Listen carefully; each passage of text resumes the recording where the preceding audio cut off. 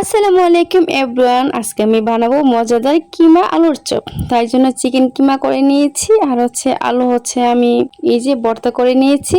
এবার আলুটা কিছুটা ছড়িয়ে নিয়ে আমি চিকেন কিমাটা দিয়ে দিচ্ছি। এবার আমি লম্বাটে শেপ করে নিব। এই যে আমি মুখটা আটকিয়ে নিচ্ছি, আটকিয়ে এই যে লম্বা করে নিচ্ছি আলুর চপ। তো সবগুলি আলুর চপ আমি এরকম করে তৈরি করে নিব।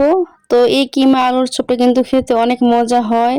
আজকে আমি আসছি আমার ননাসের বাসায়। তো ননাসের বাসায় এসে আমি আলুর চপ তৈরি করছি। আর এই তো আমি নিয়ে নিলাম ব্রেড ক্রামস আমি একটা প্লেটে ছড়িয়ে নিচ্ছি যাতে আমার সুবিধা হয়। আর এখানে নিয়ে নিচ্ছি একটা ডিম।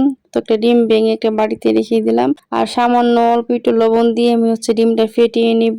এই তো ফেটিয়ে নিলাম। এবার আমি একটা আলু চপ নিয়ে নিচ্ছি। এবার ডিমের মধ্যে মাখিয়ে নিচ্ছি আলু। এবার আমি ব্রেড ক্রামসের মধ্যে আমি মাখিয়ে নিব ভালোভাবে, চারদিকে লাগিয়ে নিব আলু চপটা। এই যে লাগিয়ে নিচ্ছি।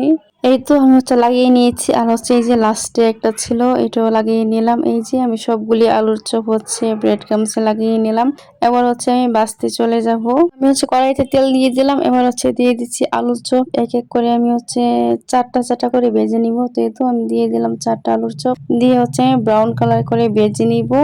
এই তো আমি গোল্ডেন ব্রাউন কালার করে ভেজে নিয়েছি। এই তো নামিয়ে নিচ্ছি। তো এরকম করে আমি সবগুলি আলুর চপই ভেজে নিব।